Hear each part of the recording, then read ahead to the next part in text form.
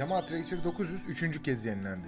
Yeniliklerin büyüklüğü model adını da değiştirdi. Artık Tracer 9 ve Tracer 900 GT olmak üzere iki isim alınacak. Şimdi ana değişikliklerden bahsedelim ve diğer birleşenlerin üzerinden geçerken ana değişimlerin diğer birleşenlere olan etkilerini de teker teker inceleyelim. Öncelikle motor. En büyük değişikliklerden biri motorun kalbinde yer alıyor. Öncesinde 847 cc hacmi sahip olan motor artık 890 cc hacminde. Bu hacme pistonların stroke alanında yapılan 3 mm'lik arttırma sebep olmuş. Yamaha resmi bir dyno verisi paylaşmasa da kabaca bu değişikliğin bize getirdikleri motor artık Euro 5 emisyon normlarına uygun hale gelmesine rağmen %7'lik artış ile 7000 devir dakikada gelen 93 Nm tork, 4 beygirlik artışla ulaşılan ve 10.000 devir dakikada gelen 119 beygir güç. Ayrıca motorun şasiye bağlantı açısında da değişiklik var. Yamaha bunun motorun sürüşüne pozitif etki sağladığını ileri sürüyor. Yakıt hacmi ve tüketimde de değişiklik olmuş. Önceki Tracer 900 GT modeline göre depo büyütülerek yaklaşık 19 litrelik hacme kavuşmuş. Yakıt tüketimindeki iyileştirmeler sayesinde sakin sürüşte 100 kilometrede 5 litrelik benzin tüketimi gerçekleşiyor ve 350 kilometreden fazla menzil sunuyor. Önceki modelde bulunan yardımlı ve kaydırmalı debriyaj sisteminde de iyileştirmeler mevcut. Ayrıca Quick Shift Brake olarak Auto Blipper da motorda sunuluyor. Böylece artık hem yukarı hem aşağı debriyajsız vites değiştirmek ve daha sportif bir sürüşe kavuşmak mümkün. Modele eklenen en büyük yenilik ise 6 yönlü ölçüm gerçekleştirebilen ve modele R1'den gelen IME ünitesi. Yapılan ölçümlerden kabaca bahsetmek gerekirse 3'e ayırabiliriz. İlki roll, yani sürüş esnasında motorun sağa sola yatış açıları. İkinci olarak pitch, yani frenleme ve hızlanma sırasında oluşan buruna doğru dalma, yığılma ve tekere kalkma eğilimleri. Ayrıca yaw, yani motorun kayma eğilimi sırasında oluşan kuvvetler hesaplanıyor. Ve bu bilgiler diğer araç bileşenleriyle paylaşılarak patinaj önleme, ABS, viraj ABS'si, kayma kontrolü, tek teker kontrolü ve aydınlatma gibi sistemlerde kullanılıyor. IMU ünitesinin en büyük etkisi tabii ki güvenlik. Güvenlik deyince de akla tabii ki ilk olarak frenleme geliyor. Tracer 9 GT'de iki seçenekli ABS mevcut. Bunlardan birincisi BC1 olarak adlandırılan standart ABS modu. Bu seçenek önceki modelde olduğu gibi düzlükteki sert frenlemelerde tekerlerin kilitlenmesini engelliyor.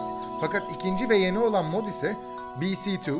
Bu mod hem ABS'nin ilk moda göre daha kolay tetiklenmesine sebep oluyor hem de viraj ABS'sini etkinleştiriyor. Ön tarafta 298 mm çift, arkada ise 245 mm tek disk fren sistemi mevcut ve neredeyse 2020 modelle aynı. Fren sisteminde gerçekleştirilen viraj ABS'sine ek en büyük değişiklik ise Tracer'a R1'den gelen Nissin'in Radial Master silindiri.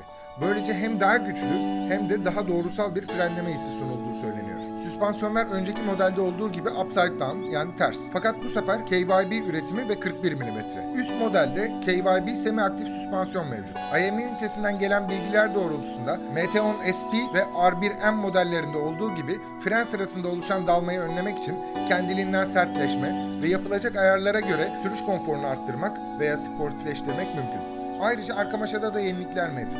Görsel dışında en büyük değişiklik ise 64 mm daha uzun olması. Arka süspansiyonun motora bağlantı tipi de değişmiş. Bunun yüksek hız sürüşlerinde motoru daha stabil hale getirdiği belirtilmiş. Ve yine KYB şok ile birlikte geliyor. Yenilenmiş motor bloğu ile birlikte Tracer 9 yeni bir alüminyum delta şasiye de sahip olmuş. Ayrıca motorun şasiye olan bağlantıları kalınlaştırarak hem standart olarak sunulan ve daha büyük hacme sahip yan çantalara hem de artçıyı taşırken oluşan strese başa çıkabilmesi hedeflenmiş. Alüminyum şasiye bağlı ve kuyruk kısmında görevli çelik şaside de önemli farklılıklar var. Yeni arka şasi ile motorun oturuş yüksekliği de koltuğun hem yüksek hem de alçak pozisyonda 1.6 inç, yani 4'er santim düşmesine sebep olmuş. Yeni sürüş yüksekliği ile birlikte ayarlanabilir gidon ve ayak pegleri de artık modelde mevcut. Pegler en alt pozisyondan 14 mm yukarı ve 4 mm geri ayarlanabiliyor. Böylece çok daha sportif bir sürüşe izin veriyor. Ayrıca konforu arttırmak için gidon bağlantı noktasından toplamda 1 santim dönebiliyor.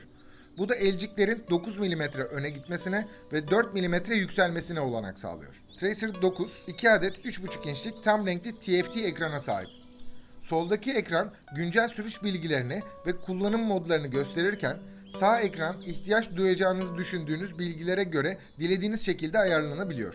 Gerekli ayarlamaları yaparken bu ekranda ise IMU ünitesinden gelen bilgiler doğrultusunda gerçekleşecek müdahalelerin oranlarını seçebiliyorsunuz. TCS Traction Control System, çekiş kontrol sistemi, SCS Slide Control System, kayma kontrolü, Lift, Lift Control System tek teker kontrolü. Modelde tüm aydınlatma LED olarak sunulmakta. Uzun ve kısa farlar yeni modelde motorun kafa bölgesinden gövdeye doğru kaydırılmış şekilde. Fakat bu özelliğini sevmeyenler için uzun ve kısa farlar hala birbirinden ayrı olarak çalışıyor. Tracer 9 GT yine daha önce Yamaha'nın FJR 1300 modelinde gördüğümüz viraj aydınlatması ile birlikte geliyor. Fakat FJR 1300 modelinden farklı olarak her bir tarafta üçer tane değil sadece birer tane aydınlatma mevcut. Sistem, yatış açısı bilgilerini IMU ünitesinden alarak yatış açınıza bağlı olarak döndüğünüz taraftaki virajın normal farlarla aydınlatılamayan kısmını da aydınlatıyor. Ve 7 derecelik yatış açısından sonra çalışmaya başlıyor. Ön tarafta bulunan sinyaller uzun ve kısa farların tam tersine gövdeden kafaya doğru kaldırılmış. Tracer ailesinin imza haline gelmiş kuyruk stop lambasında ufak değişiklikler var fakat genel olarak tasarım aynı. Tracer 9 GT modelinde standart olarak sunulan yan çantalar hem kapasite anlamında daha büyük, böylece bir adet kapalı kask alabiliyor, hem de başka motor üreticilerinde zaman zaman görmeye alışık olduğumuz yüzen olarak adlandırılan hareketli bağlantı noktasına sahip. Bu sayede Yamaha çantalar tam yüklüyken bile motorun doğal sürüş hissinin kaybolmasını engellediğini, aynı zamanda aerodinamik sorunlarının da engellendiğini belirtiyor. Kabaca diğer özelliklerini sıralamak gerekirse 10 seviye ayarlı elci kısıtma mevcut, cruise kontrol mevcut. Ayrıca önemli bir geliştirme de jantlarda. Yamaha'nın iddiasına göre şu ana kadar ürettikleri en hafif jantlar ve Yamaha'nın verdiği bilgiye göre bazı alanlarda et kalınlığı 2 mm'ye kadar düşüyor. Tam dolu yakıt deposuyla yürümeye hazır ıslak ağırlık olarak 220 kg. Modelin 2021 Mart ayında dünya çapında satışa sunulması bekleniyor.